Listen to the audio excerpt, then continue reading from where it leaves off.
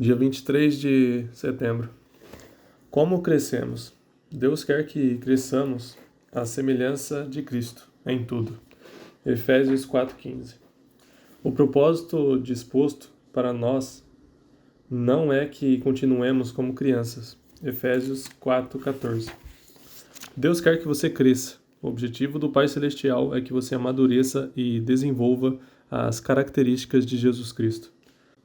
Lamentavelmente, milhões de cristãos envelhecem, mas nunca crescem. Emperram numa perpétua infância espiritual, usando fraldas e sapatinhos de crochê. Isso ocorre porque nunca pretenderam crescer. O crescimento espiritual não é automático, é necessário um compromisso intencional.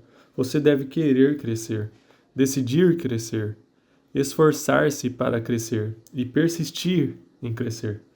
O discipulado, processo de se tornar semelhante a Cristo, sempre começa com uma decisão. Jesus nos chama e nós respondemos: Venha, seja meu discípulo. Jesus lhe disse. Então Mateus levantou e o seguiu. Quando os primeiros discípulos escolheram seguir Jesus, não compreendiam todas as implicações da decisão que haviam tomado. Simplesmente atenderam ao convite do Mestre. Isso é tudo o que você precisa para começar: decidir tornar-se um discípulo. Nada influencia mais sua vida que os compromissos que você escolhe assumir. Eles podem fazê-lo crescer ou destruí-lo, mas sempre serão determinantes para você. Diga-me, com que você está comprometido, e eu lhe direi onde você estará 20 anos. Tornamo-nos aquilo que estamos comprometidos. É nesse estágio de comprometimento que a maioria das pessoas perde um propósito de Deus para a vida. Muitos têm medo de se comprometer com algo e simplesmente ficam vagando por aí. Outros assumem compromissos superficiais com valores conflitantes, o que leva à frustração e à mediocridade. Outros se comprometem inteiramente com objetivos seculares, como enriquecer ou ficar famoso, e acabam desapontados e amargos. Toda escolha tem consequências eternas, logo, é melhor que você escolha sabiamente. Pedro adverte: já que tudo ao nosso redor se derreterá, que vida santa e piedosa devemos viver? A parte de Deus é nossa parte. Torna-se semelhante a Cristo é o resultado das escolhas em conformidade com Ele, na dependência do Espírito Santo para cumpri-las. Uma vez que tenha decidido seriamente se tornar semelhante a Cristo, você deve começar a agir de maneira diferente. Precisará se livrar de alguns procedimentos antigos, desenvolver novos hábitos e intencionalmente mudar o modo de pensar. Esteja certo de que o Espírito Santo o ajudará nessas mudanças. A Bíblia diz: ponham à ação a salvação de vocês, com temor e tremor, pois é Deus quem efetua em vocês tanto o querer quanto o realizar, de acordo com a boa vontade dele. Esse versículo mostra as duas partes do crescimento espiritual: pôr em ação e efetuar. A primeira é a nossa responsabilidade, a segunda é o papel de Deus. O crescimento espiritual é um esforço de cooperação entre você e o Espírito Santo. O Espírito de Deus trabalha conosco, não apenas em nós. Esse versículo direcionado aos cristãos não se refere à salvação, mas ao crescimento na fé. Ele não aconselha empenho pela salvação, porque você não pode acrescentar nada ao que Jesus já realizou. Quando põe em ação o corpo, você se exercita para desenvolvê-lo, não para conseguir um corpo. Quando sua mente é posta em ação para resolver um quebra-cabeça, você já possui todas as peças. Sua tarefa é juntá-las. Fazendeiros agem sobre a terra, não para obter terra, mas para desenvolver o que já possuem. Deus deu a você uma nova vida, e agora é responsabilidade sua desenvolvê-la, com temor e tremor. Isso significa levar seu crescimento espiritual a sério. Quando alguém se mostra negligente com o crescimento espiritual, isso demonstra que ele não entendeu as implicações eternas desse ato, como vimos no capítulo 4 e 5. Reprogramando o piloto automático. Para mudar a vida, você deve mudar seu modo de pensar. Por trás de tudo que você faz há um pensamento. Todo comportamento é motivado por uma crença. e toda ação é induzida por uma atitude. Deus revelou isso milhares de anos, antes dos psicólogos chegarem à mesma conclusão. Tenha cuidado com o que você pensa, pois a sua vida é dirigida pelos seus pensamentos. Imagine-se viajando de lancha, num lago, com um piloto automático ajustado para o leste. Se você decidir dar a volta e rumar para o oeste, há duas formas possíveis de mudar a direção do barco. A primeira é agarrar a roda do leme e forçá-la manualmente e virar para o lado oposto do que está programado no piloto automático. Com total autocontrole, você até pode dominar o piloto automático, mas sentiria constante resistência. Seus braços acabariam por se cansar do esforço e soltariam a roda do leme, e a lancha instantaneamente voltaria a rumar para o leste, conforme o programado. É isso que acontece quando você tenta mudar a vida pelo autocontrole. Você diz: vou me esforçar para comer menos, fazer mais exercícios, deixar de me atrasar e de ser desorganizado.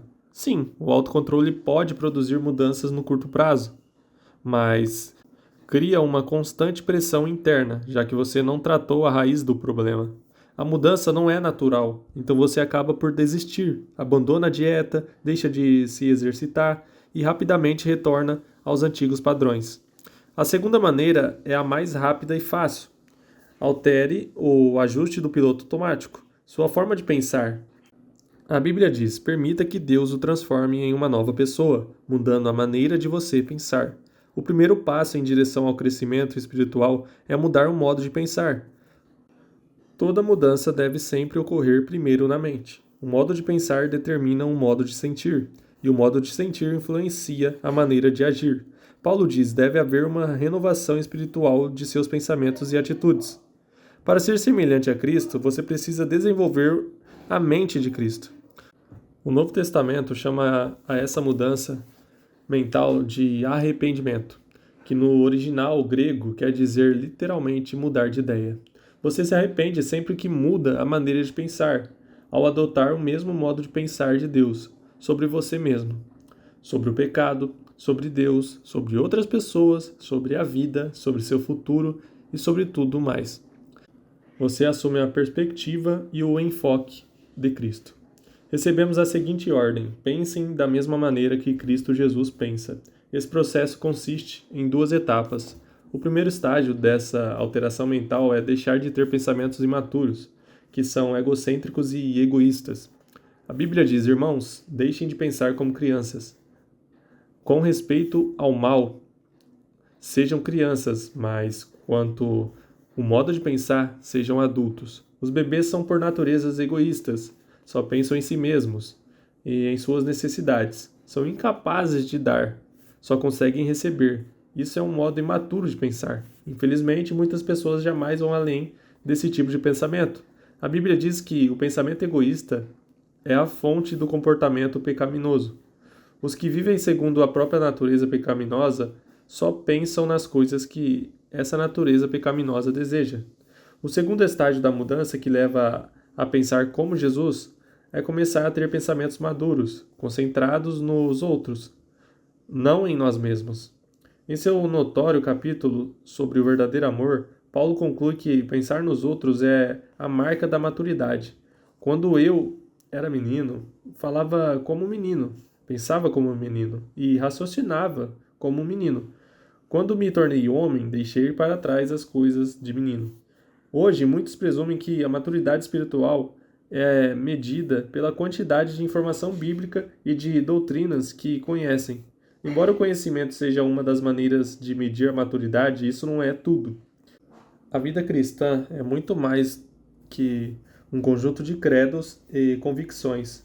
Ela inclui conduta e caráter. Nossos atos devem ser coerentes com a nossa fé, e nossas crenças devem ser confirmadas por um comportamento semelhante ao de Cristo. O cristianismo não é uma religião, nem uma filosofia, mas um relacionamento e um estilo de vida. A essência desse estilo de vida, como vemos no exemplo de Jesus, é pensar nos outros, não em nós mesmos. A Bíblia diz: devemos pensar no bem deles e tentar ajudá-los, fazendo coisas que lhe agradam. Nem mesmo Cristo tentou agradar a si mesmo. Pensar nos outros é a base para se tornar semelhante a Cristo e a melhor evidência de crescimento espiritual. Esse tipo de pensamento não é natural, é contracultural, raro e árduo. Felizmente temos ajuda. Deus nos deu o seu Espírito. Por isso, não pensamos como pensam outras pessoas deste mundo. Em alguns capítulos mais adiante, veremos as ferramentas que o Espírito Santo usa para nos ajudar a crescer.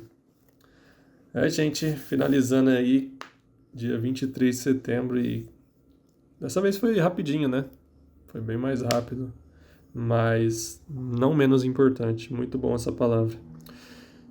Enfim, vamos lá finalizar. O tema para reflexão é: nunca é tarde demais para começar a crescer. E o versículo para memorizar é: deixem que Deus os transforme por meio de uma completa mudança na mente de vocês. Assim, vocês conhecerão a vontade de Deus. Isso é aquilo que é bom, perfeito e agradável a Ele. Romanos 12, 2. Pergunta para meditar é: em que área preciso parar de pensar do meu jeito e começar a pensar do jeito de Deus? Então é isso, família. Muito boa palavra aí. Espero que vocês fiquem bem. Fiquem com Deus e até amanhã. Fui!